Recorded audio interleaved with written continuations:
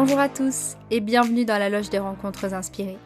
Dans ce podcast, nous partirons à la rencontre de personnes profondément vivantes et inspirantes qui nous raconteront comment elles incarnent leur évolution personnelle voire spirituelle dans leur vie personnelle et dans leur profession. Bonjour à tous, je suis super contente de vous retrouver aujourd'hui pour un nouvel épisode qui est en réalité la deuxième partie de l'épisode avec Sophie Villefort, une vétérinaire qui a travaillé en clinique pendant un certain temps et qui aujourd'hui accompagne un peu plus les vétérinaires à se sentir bien dans leur métier et dans leur tête. Donc je vous laisse pour cette deuxième partie d'épisode et n'hésitez pas à venir sur ma page Instagram pour des prochains lives si jamais vous voulez interagir avec nous, poser vos questions, mettre vos commentaires pendant le live, ça serait avec grand plaisir. Et voilà, je vous laisse avec cet épisode et je vous souhaite une très bonne écoute. Il y avait un autre commentaire, j'avais vu des chiffres qui disaient que presque 30% des vétos quittent le métier dans les 5 ans après l'école. C'est effrayant un peu, à croire qu'on n'est pas vraiment préparé à endurer tout ça. Ouais. Non, c'est exactement ça. C'est 40% quittent la profession avant l'âge de 40 ans. C'est ça les chiffres. Donc ouais, c'est assez interpellant, c'est sûr. Non, on n'est pas préparé. Ça, c'est la première chose. Il y a plein de choses. Je pense que la sélection, on sélectionne des gens quand même qui sont assez intelligents, on va dire, on va pas se mentir là-dessus. Et qui sont pas forcément toujours. On peut être très équipé intellectuellement et pas forcément équipé émotionnellement. On parle d'intelligence et d'intelligence émotionnelle. Ça c'est la première chose. Et on est formaté très rapidement. Alors je vais prendre l'exemple de mon cas, mais je pense que je suis pas la seule. Moi, mes études secondaires, j'étais bonne en maths et sciences, mais aussi j'adorais les côtés littéraires, j'avais un côté clairement créatif, mais très rapidement on m'a dit en fait non, ça va pas ensemble en fait. Il faut faire les maths, les sciences, la physique, la chimie, et en fait le reste tout doucement tu commences à croire que c'est l'un ou l'autre, cerveau gauche, cerveau droit, c'est soit t'es créatif, soit t'es scientifique, et du coup t'arrives en veto et tu prépa, ou moi j'ai pas fait de prépa parce que j'étais en Belgique, mais c'est un peu le même principe, c'est que ça y est, t'es dans ce goulot là d'étranglement, t'es sur une trajectoire vachement plus fine qu'avant, et on te forme, et tu mets de côté complètement ce côté finalement créatif, mais qui venait en fait, selon moi aujourd'hui, les deux sont hyper complémentaires quoi, et plus tu mets cette chose là de côté, en fait moins t'es épanoui et moins t'es bon en fait dans certaines choses, par exemple la connexion avec les animaux, les gens, la façon dont tu communiques, etc. Donc ça, pour moi, c'est la première chose. Donc la sélection, le formatage, le fait qu'il y ait une absence vraiment de formation. Alors tu dis que tu commences à en avoir, donc ça c'est très bien, mais c'est quand même très peu, dans très peu d'écoles, et faible. Et ça, pour moi, ça devrait, dès la première année, on devrait faire de la mise en situation, et c'est pas obligé d'être de la mise en situation client. Ça peut être, moi j'ai fait un MBA. Et la moitié, 50% de mon cursus, donc pour ceux qui savent pas ce que c'est un master en business administration, ça s'appelle. Donc c'est de la formation sur tout le milieu de l'entreprise. Et la moitié de ma formation, c'était tout ce qui était management, mentoring, coaching. Je me faisais coacher. J'étais accompagnée sur tout un tas de la négociation, comment on parle aux gens, toutes ces choses-là. Et je me suis dit, en fait, mais pourquoi j'ai pas eu ça en école veto, en fait? Parce qu'en fait, c'est un métier, déjà, d'une part, on nous demande quand même d'être dans une entreprise, et aujourd'hui, c'est encore un gros mot, mais je suis désolée, mais une clinique vétérinaire, c'est une entreprise, et encore une fois, parce qu'on fait ce lien, argent, c'est sale, on soigne les animaux, donc ça peut pas être, ça peut pas être rentable, tout ça, ça c'est encore un autre sujet, mais où est-ce que j'allais avec ça? Je sais plus ce que je disais là. Donc du coup, j'ai fait une aparté sur côté entreprise. Oui, et donc voilà, MBA. Et donc, mais en fait, déjà, on a besoin de pièces du puzzle purement, sur des trucs basiques de management, de Mm. communication en équipe, même du leadership, comment on forme les gens, comment on se fait former, comment on Mm. parle, comment on gère cette histoire d'argent, parce que ça, je suis désolée, on n'est pas du tout formé à comprendre ce que c'est la valeur d'un acte. Du coup, on se retrouve à faire des marches sur des médicaments et on n'arrive pas à se valoriser soi. Et donc ça rentre dans une espèce de marasme de je n'ose pas demander à un propriétaire un certain fees. Et donc, on se plaint aujourd'hui en tant que veto de la vision que le grand public a de notre métier. Mais en fait, ça vient de nous. Ça vient de nous, ça vient de notre formation, notre absence de formation, notre incapacité Ouais. à nous mettre en valeur, à valoriser notre métier, à montrer que du soin, c'est pas parce que c'est du Mm. soin et c'est pas parce que du soin aux animaux que ça n'a pas une C'est valeur et un gratuit. prix et un coût. Voilà, mais Ouais. tout ça, c'est des choses, c'est des injonctions, c'est des choses qui sont ancrées dans le conscient ou Mm. l'inconscient collectif. Enfin, c'est des choses hyper, on va dire difficile à adresser aujourd'hui, mais qui demandent à être adressées, quoi. Et donc, Ouais. donc voilà, il y a ça aussi, donc tout ce côté formation. Et puis, après, il y a tout le métier, il y a toutes les choses qui existent depuis des années et qui sont des injonctions dont je viens de parler. Donc, ça fait beaucoup d'éléments de raisons, Mm. en fait, pour laquelle on est là où on en est avec. Mais quand on identifie les raisons, on se dit, ok, faisons quelque chose. Et, Mm. et donc se dire, ok, et ça, c'est quelque chose que je reproche un peu aux institutions aujourd'hui, c'est que je trouve que il n'y a pas assez qui est fait et même le pas assez, il n'est pas fait assez rapidement, quoi. Et c'est Ouais. pour ça que moi, j'ai un peu mon bâton de pèlerin à dire, ok, ça a été ma grosse question, de dire, quand j'ai commencé See My Vet, parce que finalement, on n'a pas du tout parlé de tous les autres trucs que j'ai fait, mais quand j'ai commencé See My Vet, ça aurait été trop long et trop barbant de toute façon. Mais Mais tout est intéressant, Sophie. tout est intéressant. Mais en tout cas, quand je me suis dit, j'ai commencé See My Vet, qui était la télémédecine vétérinaire à la base, et que en fait, c'est parce que je m'intéressais beaucoup à la digitalisation de la profession et qu'il y avait toutes ces problématiques qui étaient dans ma tête et qui étaient constamment là en train de me dire, c'est pas normal, t'as quitté la profession alors que t'étais passionnée et qu'est-ce qui s'est passé et qu'est-ce qui aurait pu. Mais j'étais pas en mode victime, j'étais en mode il y a plein de gens comme moi et en fait il y a des choses à faire pour que Mm. ça change, quoi. Et donc du coup avec See My Vet, je me suis dit mais en fait il y a le côté digital, il y a le côté communication et petit à petit ça me venait, quoi. Je me disais mais en fait comment je peux faire à parler aux gens. Et c'est de là qu'est née Emilia, qui est mon deuxième prénom, pour ceux qui savent pas, en me disant mais en fait c'est 10 ans que j'ai vécu en tant que vétérinaire, mais c'est une mine d'or en fait, parce que c'est Mm. plein de choses que j'ai vécues qui continueraient. C'est pas parce que c'était il y a 7 ans maintenant que c'est pas des choses d'actualité, que toutes les personnes qui, j'espère, me lisent, mais peuvent être des choses auxquelles elles peuvent être confrontées, quoi. Et donc, du coup, je peux Mm. raconter ces choses-là, mais plutôt que, et c'est des choses que je reproche aussi à certains médias, Facebook et autres, c'est que, oui, on peut se plaindre. Bien sûr, on peut se plaindre, on a 10 000 raisons de se plaindre, c'est chiant, enfin, il y a des trucs horribles. Ok, mais en fait, et ça fait bien, et ça fait du bien parfois. Il faut parfois un exutoire, il faut en parler, il faut le verbaliser, mais surtout, il faut se dire, ok, c'est comme ça, mais comment on fait en fait? Comment on fait au niveau de la profession et comment on fait au niveau des individus pour Mm. que ça aille mieux? Parce que si Ouais. on se plaint juste pendant des années, il y a rien qui va changer, quoi. Et, euh, et donc voilà, je sais plus d'où je partais ou d'où j'allais, mais en tout cas voilà. Tu parlais de Sima et Vet, mais effectivement, en fait, le fait qu'en plus aujourd'hui, tu ne pratiques plus, ça te permet, je pense aussi, d'avoir ce recul. Et si ça se trouve, si tu avais encore la tête dans le guidon, tu vois, t'aurais pas ce recul-là, Ouais, tu pourrais pas parler de la même manière que de la façon dont tu parles aujourd'hui non, je pense. de tout ça, en fait, de tous ces sujets que tu abordes et qui sont géniaux. Enfin, moi, quand je lis tes posts, je me dis waouh, je me sens direct touchée. Mm. Et, euh, et je pense que si tu étais encore la tête dans le guidon, tu aurais peut-être pas tout à fait ce recul-là, peut-être, hein, mais voilà, enfin, je pense que ça apporte quand même quelque chose. Alors, il y a eu pas mal de commentaires. La créativité, j'ai compris que c'était important le jour où j'ai assisté à une grosse chire ortho. Ah, j'aimerais bien avoir plus de détails là-dessus parce que je me demande quand même ce que le chirurgien a fait. Mais Bah, oui, mais je peut-être que rigole, mais elle a dû faire appel à à sa créativité au moment mais de la oui. chirurgie. Mais Alors, oui, mais le c'est un vétérinaire truc. avait vraiment ouais, c'est ça, le vétérinaire avait vraiment dû faire appel à sa créativité, inventivité pour pallier tous les petits imprévus.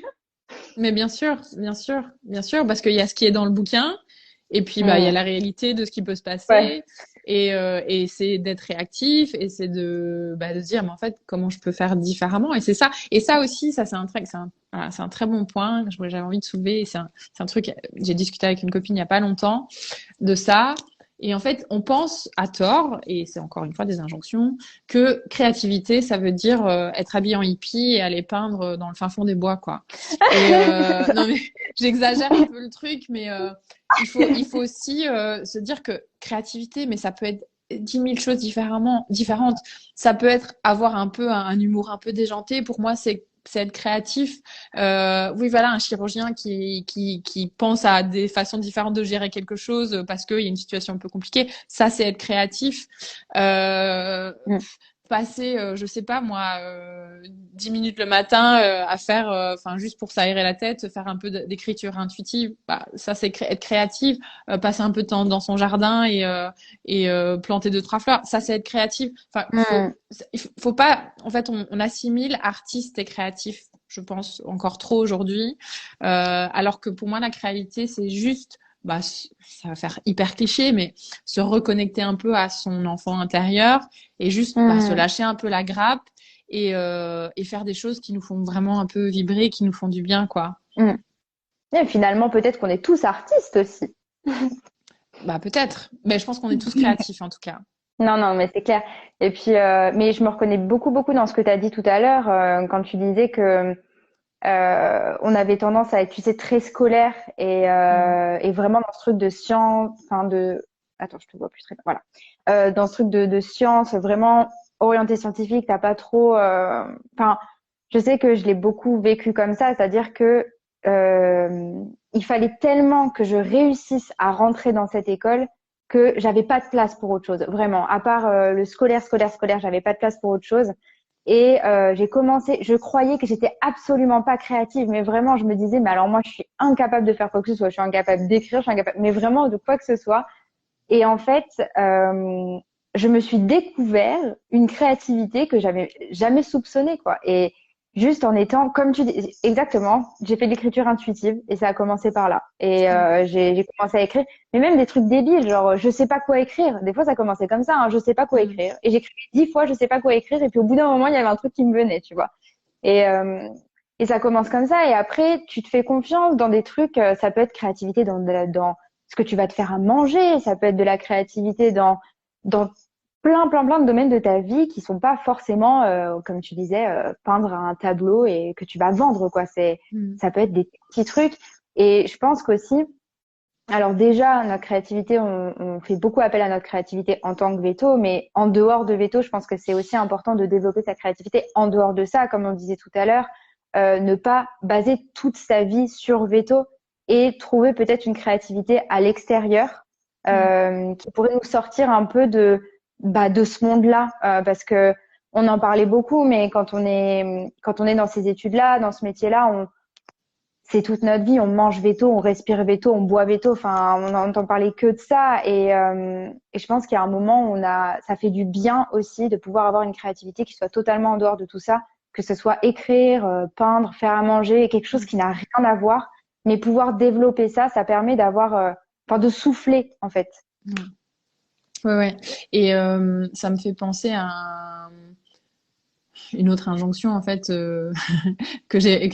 enfin le podcast n'est pas encore sorti, mais dont j'ai parlé avec quelqu'un, c'est que un travail ça doit être dur Mmh. et en fait Ah, c'est c'est c'est c'est pas vrai en fait.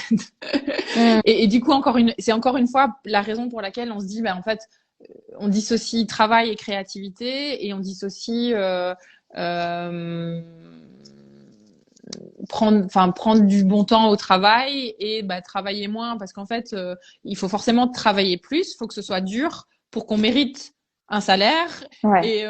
enfin et ça c'est une injonction qui est encore très existante aujourd'hui Mmh. et enfin il y a tellement de choses que je ferais différemment bien sûr si je retournais en clinique aujourd'hui et d'ailleurs c'est pour ça que j'accompagne les cliniques parce que j'essaye de faire en sorte qu'elles font les choses différemment mais de dire mais en fait moi Appelez ça me pose Sophie, s'il vous plaît. absolu Mais en fait, c'est tellement, enfin, avoir des gens qui travaillent moins, mais qui sont plus Mm. épanouis, mais ils vont travailler mieux en fait.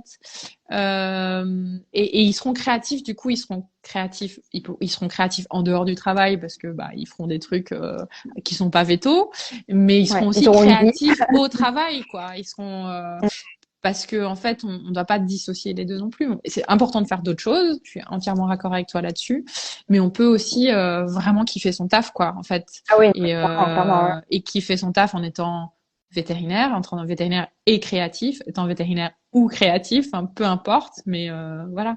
Ouais, je Je vais pense que tu te juste, fais moins chier en fait dans ton métier quand t'arrives à être créatif dedans. En fait, mais bien sûr, tu ajoutes toujours quelque chose dans ta pratique avec les gens, enfin, en ajoutant toujours quelque chose, bah tu te fais kiffer dans ton métier, je pense. mm, Donc non, c'est vraiment. carrément à ajouter dans sa pratique. Ouais, ouais, ouais. À cultiver dans les écoles, en fait. Ouais, À ouais, ouais, ouais. cultiver dans les écoles. Mais moi, je me rappelle, hein, on avait un cours de philo en première. C'était génial. Franchement, le cours, vraiment un kiff. Et en fait, je me rappelle que beaucoup de gens, enfin, s'y intéressaient pas, allaient pas au cours. Mais maintenant, je me rends compte que je pense pas que c'était parce que ces gens étaient pas forcément intéressés.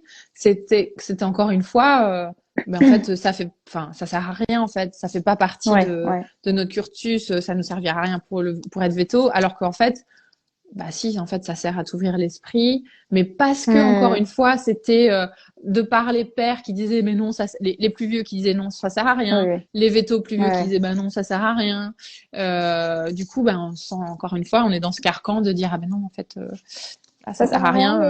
moi aussi. Ouais, voilà, c'est pas bien de Hmm, bosser moins, c'est pas bien d'avoir envie de s'amuser. Enfin, tu vois, c'est toutes des choses. hmm. C'est dur de se détacher de tout ça, hein.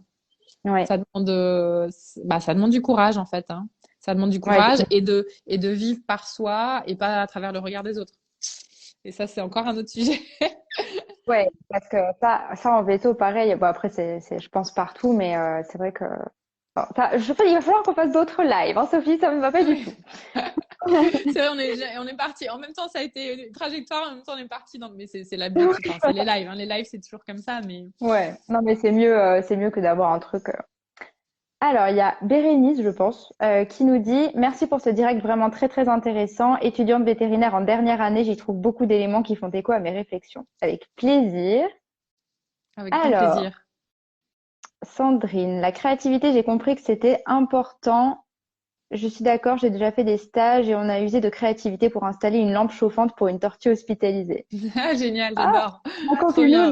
vos Ouais, anecdotes de créativité, j'adore. ouais. Je trouve que peu importe le degré des écoles, il faudrait qu'ils travaillent sur les autres intelligences au lieu que les deux habituelles. Ouais, clairement.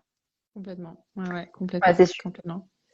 Et en fait, c'est fun. En fait, c'est super fun. Vraiment, quand je l'ai fait là pendant mon MBA, mais c'est génial. Il y a plein de façons de travailler là-dessus, hein. C'est pas la bête mise en situation avec des propriétaires, comment on va communiquer. Mais non, aujourd'hui, il y a un panel de choses enfin, qui proviennent des neurosciences, qui ont été mises en place par des coachs, etc., qui sont des trucs hyper ludiques à la fois, hyper challengeants, c'est un apprentissage sur soi qui est juste génial. Ça nous donne des clés, des cartes pour sa vie.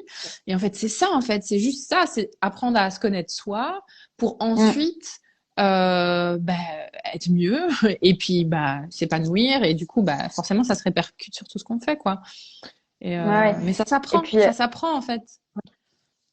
et puis ça me fait vraiment penser à bah, quand tu disais que voilà, il y a des vétos à la fin, ils en ont marre, ils supportent même plus les proprios et tout.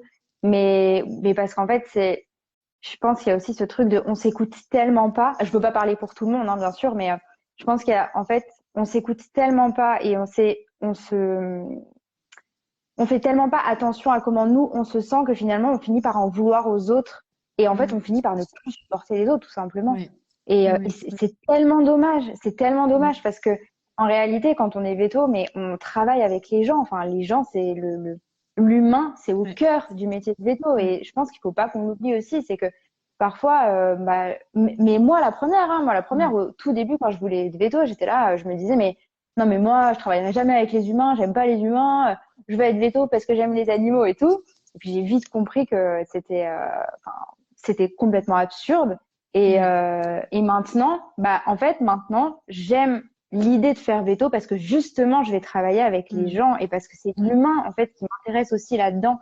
Et, et se comprendre, apprendre à se connaître, apprendre à connaître nos réactions, à connaître nos limites aussi. À un moment, savoir dire non, savoir dire que là, c'est pas OK avec nous. Ça permet, je pense, d'avoir de meilleures relations, de mieux comprendre l'autre également et de pas finir. Moi, j'ai tellement pas envie je sais pas comment ça va se terminer, mais j'ai pas du tout envie de finir ma carrière en me disant je déteste les gens. Ça serait horrible pour moi, tu vois. Oui, oui, oui, oui, complètement. Ouais, c'est la triste réalité, malheureusement, dans beaucoup de cas aujourd'hui, mais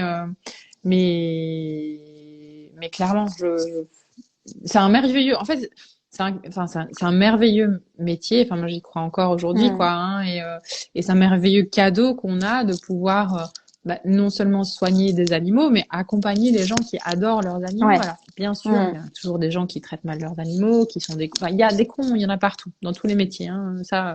Mais majoritairement, les gens veulent bien faire, et c'est nous, notre rôle, parce que forcément, ils n'ont pas le bagage, ils n'ont pas la formation, ils savent pas forcément comment faire. Ouais. C'est nous, notre rôle, c'est d'améliorer les soins que eux apportent à leurs animaux, quoi, et aussi, ça m'amène sur un autre sujet, du coup, c'est de dire que il faut se détacher aussi de ce côté thérapie et traitement.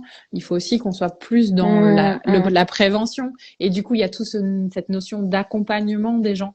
Et du coup, on est vachement dans une autre. C'est ça aussi, hein, qui est parfois difficile, hein, la relation au propriétaire, c'est que, en fait, souvent on les voit que quand ça va mal. Et en fait, si on commençait à voir les propriétaires plus souvent quand ça allait bien, du coup, la relation, elle serait différente et on construirait une autre relation avec eux. On se sentirait plus en confiance aussi. On créerait plus de moments positifs que de moments négatifs. Enfin voilà, ça c'est des choses aussi, auxquelles on n'a pas forcément touché, mais qui, je pense, pourraient évoluer différemment. Ouais. Donc notre Et qu'est-ce que tu approche du proposerais, métier. Qu'est-ce que tu proposerais, toi, quand tu dis, par exemple, qu'il faut voir les propriétaires quand ça va bien? Qu'est-ce que tu proposais de mettre en place, par exemple? Tu vois, tout simplement, déjà, une chose est sûre, c'est quand il y a eu un problème avec le chien, le chat, le cheval, peu importe, de le voir souvent. Moi, la première, je le faisais et je l'ai vu arriver beaucoup. On dit, non, en fait, vous m'appelez si ça va pas mieux. Et en fait, non, en fait, on programme un rendez-vous pour revoir l'animal, que ça aille bien ou pas.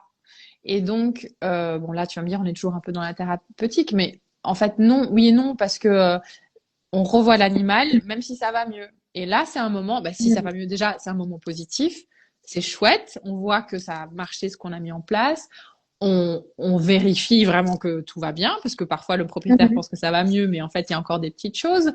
Et puis, si vraiment tout va bien, en fait, c'est le moment, on peut prendre peut-être 5 minutes, parce que normalement, on prend des consultations de 15-20 minutes, on prend un peu de temps à discuter avec le propriétaire et voilà, de peut-être dire, OK, il s'est passé ça, comment on aurait peut-être pu prévenir.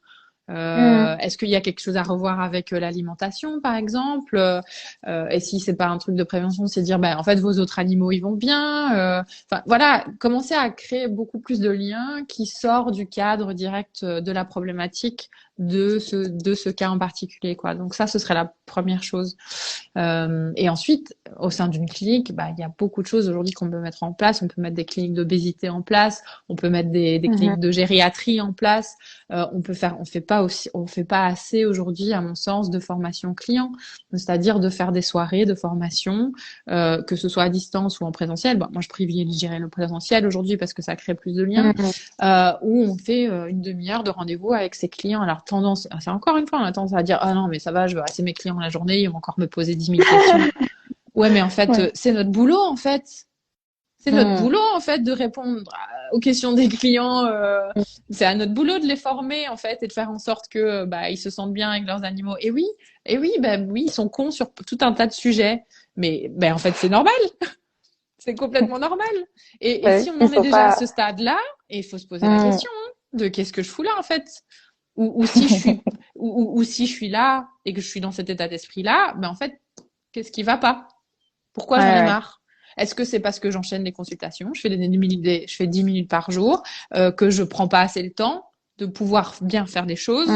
Est-ce que j'ai pas assez de temps sur ma journée pour justement faire mes appels tranquillement avec les gens et prendre le temps de faire de l'écoute active et prendre le temps de les écouter, etc., etc. Donc en fait, c'est toujours se poser la question, enfin, arrêter on le fait tous sur plein de sujets, hein, c'est de rechercher la faute à l'extérieur. Et ça, c'est un très bon exemple, se dire, le client, il me fait chier. J'ai pas envie de. En fait, pourquoi on en est à penser ça? Faut complètement retourner la dynamique, quoi. Et c'est un travail, hein, quotidien de faire ça, mais se poser la question et dire, OK, qu'est-ce que je peux faire? Pourquoi c'est comme ça? Qu'est-ce que je peux faire? Qu'est-ce qu'il faut que je change? Et alors, moi, il me vient une question là. Bon, je travaille pas en clinique actuellement, mais là, je me poserais la question imagine, tu as une clientèle qui augmente, tu es face à un afflux de clientèle, donc ce qui est pas mal pour ta clinique, mais finalement, tu as de moins en moins de temps. En fait, comment tu gères ça? Alors oui, tu peux prendre des gens, mais parfois c'est un peu compliqué, on ne trouve pas forcément, etc. Et donc, comment tu peux gérer à la fois le fait d'avoir le temps, parce que il y a des cliniques, enfin, quand tu es dans un trou perdu, parfois tu trouves pas comme ça, et tu es face à un afflux de clientèle, et en même temps, ben, tu vois, finalement, tu finis par plus avoir le temps, et t'aimerais avoir le temps, mais t'es plus en capacité en fait de l'avoir. C'est un vrai sujet. Moi, j'ai envie de dire, en fait, t'as toujours le choix, en fait. Et oui, on a cette obligation de premier soin, bien sûr, voilà, s'il y a une urgence, etc. Mais t'es pas obligé d'accepter tous les clients. Et je pense que même limite, j'aurais tendance à dire, tant que tous les vétos travaillent comme des forcenés et accumulent encore plus de clients, etc. Parce qu'il n'y a pas assez de vétos et parce qu'il y a trop de clients, ben en fait, les gens, l'ordre, etc. Et même le grand public qui n'est pas alerté à cette problématique, ben en fait, il n'y a rien qui va changer. Tandis que si maintenant, on commence à se mobiliser en disant, en fait, non, moi, je vais bien faire mon boulot. Et moi, bien faire mon boulot, ça veut dire faire un minimum de 15 minutes par consultation. C'est de travailler de telle heure et pas plus. Et c'est d'avoir un système de garde organisé. C'est de bien traiter mes salariés. Et bien traiter mes salariés, ça veut dire tac, tac, tac, tac, tac. Et en fait, commencer à dire non, en fait, dire non, ben en fait, je suis désolée, madame, ben en fait, ce rendez-vous-là, vous allez l'avoir dans 2 semaines, quoi.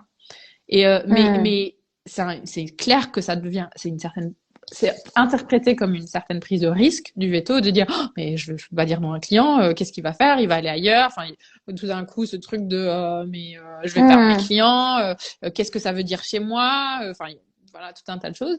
Mais en fait, plus on fera ça, en fait, plus je pense que les gens seront obligés de se mobiliser parce que je pense qu'aujourd'hui, c'était une question que je me posais beaucoup et je me pose encore aujourd'hui, c'est comment on fait pour sensibiliser le grand public à ça, qu'il n'y a pas assez de vétérinaires et que en fait, il y a un moment donné, leurs animaux ils seront pas assez soignés parce qu'il n'y a pas assez de vétos.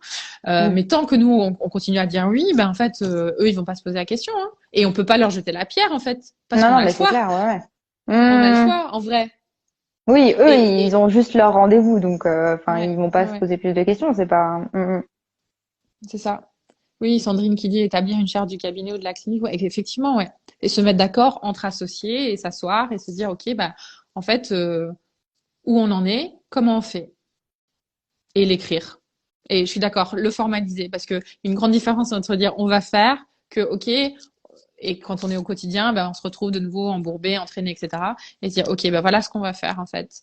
Et ça, faire ça, ça va assurer que on va se sentir bien, on va pas être crevé et on va mieux soigner. Parce que c'est ça qu'on oublie aussi, c'est que on ne rend service à personne, certainement pas nos clients et nos animaux, en se mettant dans le rouge. Pas du tout. On rend service à personne. Ouais, c'est clair. Puis, finalement, finalement, on finit par craquer. Enfin, il y en a forcément un qui craque dans l'histoire, donc. Oui, qui craquent ou qui juste font mal leur boulot et qui se rendent même pas compte qu'ils font mal leur boulot parce que ils ont quelque part pas d'autres options et qu'ils ont l'impression de le faire de leur mieux parce que ils travaillent déjà toutes les heures qu'on leur a données et puis voilà.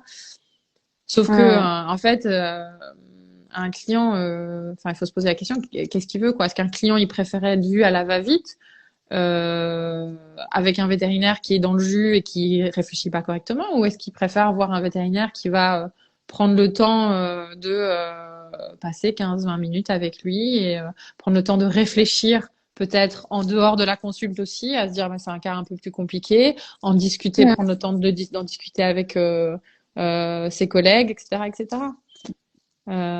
Mais ça revient, ça boucle sur encore autre chose, c'est ce côté le sachant et un peu le maître de tout et doit tout savoir.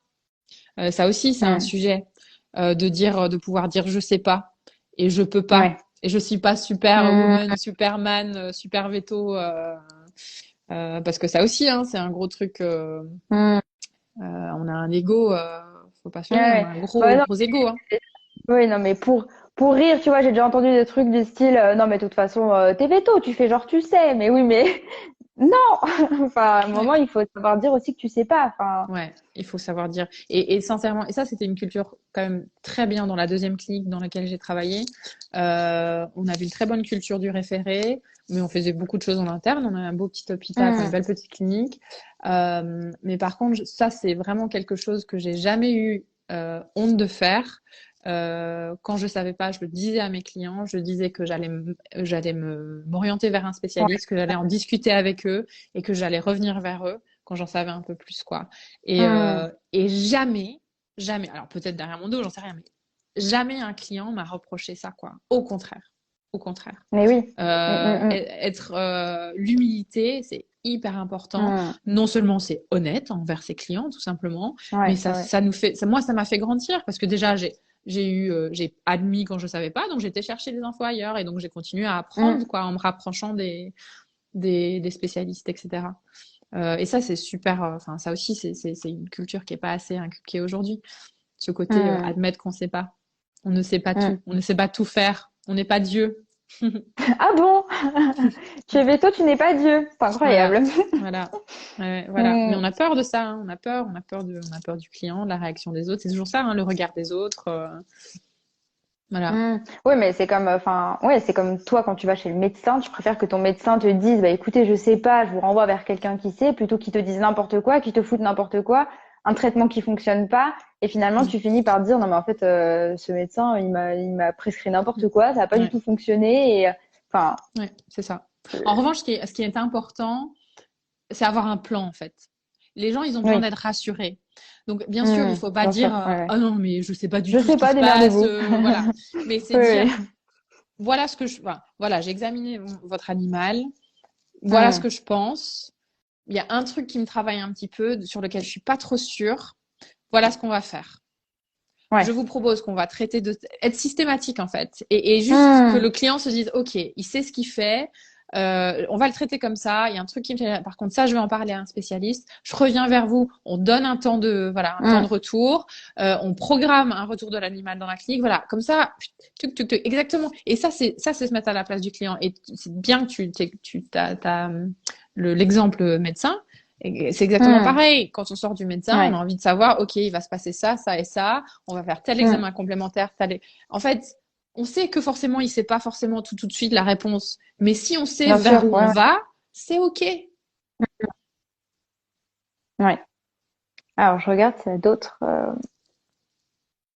Non, la charte du cabinet, tu l'avais déjà. Je crois que c'est. Hop. Alors, il y a un. Non, là. Euh, On a tellement été habitués, j'imagine, à ne pas montrer nos émotions que nous connaître devient difficile. Mes enfants, 21, 17, 15 ans, ont du mal à exprimer leurs émotions. Le plus petit, j'ai fait autrement et je le vois plus confiant. Mais oui, mais parce que en fait, on pense souvent que exprimer ses émotions, ça va être montrer une faiblesse, ça va être moins, enfin, moins fiable un peu, alors que mais tellement pas, ou plus enfantin. Tu vois, souvent j'ai ce truc de oui, mais si je montre mes émotions, ça veut dire que je sais pas me contrôler. Alors Mm, comme si, mais pas du tout. En fait, exprimer ses émotions, c'est juste montrer que tu es humain et en fait, le fait de les exprimer, ça fait que, ok, tu les sors et ça reste pas en toi 1000 ans mm, comme ça, engrammé et ça se sclérose pas et tu pètes pas un câble au bout de 2 mois, quoi. Enfin, c'est super important. Et même en tant que veto, c'est vrai que on peut se dire, ouais, mais c'est ce qu'on disait au début finalement du live, donc ça va très bien clôturer. C'est que on a ce truc de faut pas craquer, tu vois. Il faut pas trop montrer ses émotions. Oui, mais il faut pas. Si tu montres que ça va pas, ça veut dire que tu peux pas supporter la pression. Alors que mais pas du tout. Exprimez vos émotions, justement. Pleurez, pleurez, pleurez. Enfin, exprimez-les. Mais même au contraire, je dis pleurer, mais exprimez votre joie, exprimez tout, mais n'hésitez pas. Enfin, je pense que c'est super important de d'oser s'exprimer pour pouvoir juste sortir le truc. Et une fois que c'est sorti, c'est bon, c'est sorti. Enfin, et ça va aider aussi à justement à ce que ça ne se sclérose pas et qu'on n'en arrive pas à un truc où à ce burn-out là aussi où on est dans un automatisme et on se bloque de ses émotions complètement parce que j'imagine, je l'ai pas du tout vécu, donc je parle de quelque chose que je connais pas, mais j'imagine que dans un burn-out, en fait, tu es complètement déconnecté de tes émotions. Enfin, tu, tu ressens plus. Enfin, c'est vraiment, c'est comme si tu étais dans un truc automatique où, bah voilà, t'es là et tu vis, tu survis en fait, mais t'as plus d'émotions, t'as plus rien et il y a comme si rien ne devait te toucher. T'es déjà en mode survie en fait, donc. Complètement, complètement. Et j'irais même au-delà de exprimer ses émotions, c'est de les accueillir en fait. Parce que il y a clairement il y a un temps d'expression de ces émotions. Il y a des fois où tu peux pas parce que voilà. Oui, bien sûr. Oui. Par exemple, tu vas pas te mettre à pleurer en pleine euthanasie, voilà, avec un client, même si ça t'émeut beaucoup, voilà. Mais par contre, tu peux déjà les accueillir à ce moment-là, avant de les exprimer. C'est-à-dire, tu peux te rendre compte que ça t'émeut. Ou que carrément ça te rend triste parce que c'est un animal que tu as suivi. Et donc, à partir de ce moment-là, tu vas prendre 5 minutes plutôt que d'enchaîner avec une autre consultation. Tu vas pouvoir poser les choses et dire à ton ASV ou la personne avec qui tu travailles, dire, écoute, là, c'était une euthanasie qui était difficile. Je vais juste aller me prendre 5 minutes. Et donc ça, c'est aussi exprimer ses émotions, tu vois. C'est juste prendre conscience qu'il y a un truc qui nous touche et que ça génère quelque chose chez nous. Et se poser la question aussi de pourquoi ça génère, parce qu'à l'inverse, on peut parfois avoir des choses qui un peu, on peut avoir mal au ventre. Enfin, c'est ça aussi, c'est l'écoute de son corps et on peut avoir mal au ventre, on sent qu'il y a une colère, on a un peu la gorge nouée. Enfin, toutes ces choses-là, il faut se dire, pourquoi c'est en train de se passer ça? Qu'est-ce qui se passe? Et ça aussi, c'est accueillir, enfin, prendre conscience, accueillir et se dire, OK, comment je réagis face à ça? Ouais. Eh ben, on va clôturer ce live là-dessus. On a bouclé la boucle. Il y a eu beaucoup de boucles, mais. Merci beaucoup pour ce live. Et puis, si vous voulez nous laisser des commentaires ou que vous avez des suggestions aussi de live qu'on pourrait faire, des sujets qui vous intéressent, n'hésitez pas à nous envoyer un message à Sophie ou à moi. Et puis, merci beaucoup, Sophie, d'être venue sur ce live podcast. Avec plaisir. Parce que vous pourrez retrouver ce live en podcast, je le mettrai dans ma story. Et puis à très bientôt et bonne soirée à toi. Merci pour l'accueil et si ça a pu changer le parcours ou la vie ou même la soirée d'une ou deux personnes, moi je suis ravie quoi. Donc voilà. Ouais, et merci, je tenais beaucoup à remercier les gens aussi qui ont mis des commentaires, etc. C'était super interactif, j'ai adoré. Merci beaucoup à vous. Merci à tout le monde. Au revoir. Ciao, ciao. Merci à tous d'avoir écouté cet épisode. J'espère que cette rencontre vous a inspiré autant qu'elle m'a inspiré. Si vous le souhaitez, vous pouvez me suivre sur Instagram en tapant LLDRI-podcast ou sur la page Facebook La Loge des Rencontres Inspirées. Et vraiment, n'hésitez pas à me contacter, me faire vos retours. Je me ferai un réel plaisir de vous lire. Si vous souhaitez aider ce podcast à évoluer, vous pouvez également aller le noter sur iTunes. Et en attendant de nouvelles rencontres, je vous souhaite une excellente journée et à très bientôt.